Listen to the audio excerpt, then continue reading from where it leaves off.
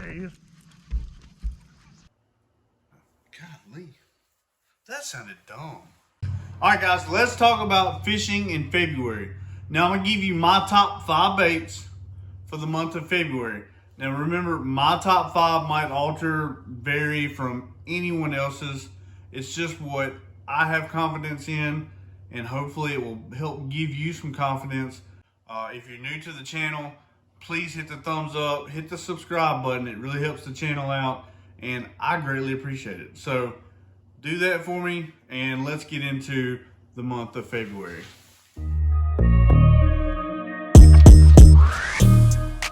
All right, so if you are in the South, the Southeast, Texas, and you have like Gunnersville, Toledo Bend, Seminole, Eufaula, Harris Chain, any of those lakes, you have grass.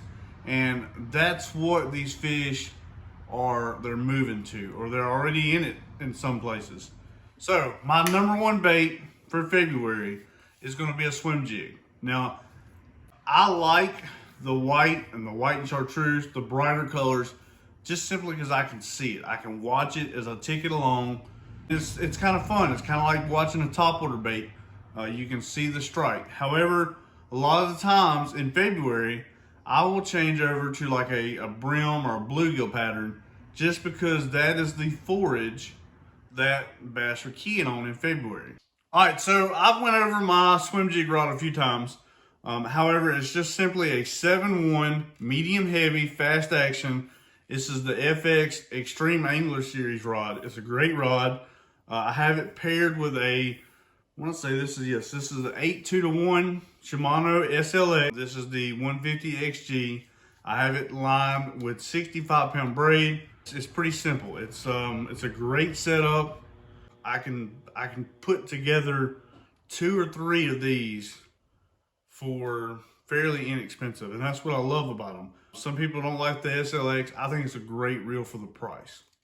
So, all right, number 2 on my list, 2 and 3 actually, are gonna have the same setup. So number 2 is gonna be a chatterbait. I will link the video that I made recently on the bladed jigs down below. I'm gonna fish like a green pumpkin, maybe even a black and blue or a red craw chatterbait this time of year. But like I said, I will link that below. And number 3 is going to be a lipless crankbait. Now, I throw both of those on the exact same setup. This rod right here is it's got monofilament on it. However, it will have like a 20-pound braid on it soon. Simply, it is a 6.5-1 Shimano Corrado with a fiberglass rod. Now, this is just a cheap rod, but I've got several of them. I think Academy had it for like 20 bucks. But I love these rods for chatterbaits and lipless crankbaits. Most people know them as the rattle trout. And look, I'm going to put out a video soon about these baits. And when I do, I will put it down in the description as well. But like I said, both of them is going to have the exact same setup. The 6.5-1 Shimano Corrado, 20-pound braid. Now, I like braid just because I'm simply going to be fishing this over grass. I want to be able to rip it out and rip it through the grass. So it's going to have 20-pound braid. And the fiberglass really gives it some tip to fight fish in and out of the grass. So that is the setup for number 2 and number 3. All right, number 4 for me is going to be a jerkbait. Now this is more of my oh crap, they're not biting kind of baits. So I'm going to rely on the jerkbait to see if maybe they're suspended over the grass.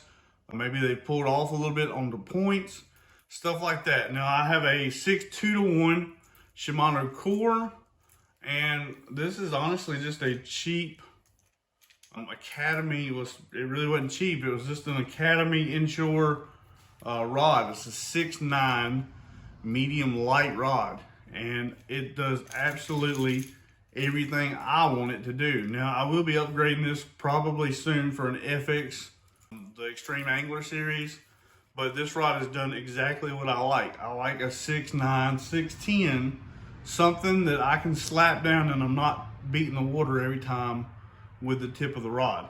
Like I said, jerkbait's kind of more my finesse style for February, because in February the fish should be chewing. I mean, absolutely stocking up for the spawn. All right, and on to number 5. Now this is a totally different approach. It's going to be a buzzbait. These fish are going to be starting to get shallow. Like I said, the last time I went out, the water was 55. So they're going to start getting shallow. If you take and run this over a fish's head 3 inches below the water, they can't resist it. They'll start hitting this buzzbait. I've caught them at as low as like 52, 53 degrees. That water, if they're that shallow, you can trigger some big reaction bites from this.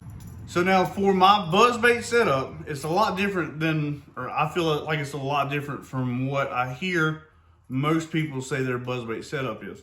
I have a 610, and this is just the Silverado from Duckett. It's very reasonable price rod, and I picked it up in a pinch, but it's a 610 medium heavy, and I have the Shimano SLX, the 8.2 or 8.2 to 1 gear ratio, and I have it lined with 17-pound monofilament. I know a lot of people like to throw their buzzbaits on braid. I just don't like to do it. I like monofilament. I feel like I don't pull the bait out of the fish's mouth as often. And if I need to restring or respool, it's not that expensive. So I throw it on monofilament. The SLX does great with it. With the 610, I can really kind of whip it under stuff. And now this is the Bushwhacker.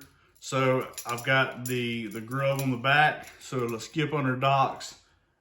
All right, so that's my top 5 baits. Now, like I said, I'm gonna make a video hopefully this week talking about the lipless crankbait, because that's something big this time of year. Now, I'll put that in the description once I make it. Like I said, the bladed jig video I made the other day, it'll be in the description as well, along with all the other baits that I've talked about today. The swim jig from Brazalo's, the Bushwhacker from Brazalo's. Plus, I'll give you a list of the Lipless, the Chatterbaits, all that stuff that I like to use. It'll be down in the description below. If this video helped you, pumped you up, whatever, hit the thumbs up for me. Hit the subscribe button. I really appreciate it. It helps the channel out, and hopefully I can continue to pump you up. That sounded so stupid. Golly. That sounded dumb. But hopefully you're ready for fishing in February. If you have any questions, feel free to drop them down in the comments. I'll be glad to help if I can.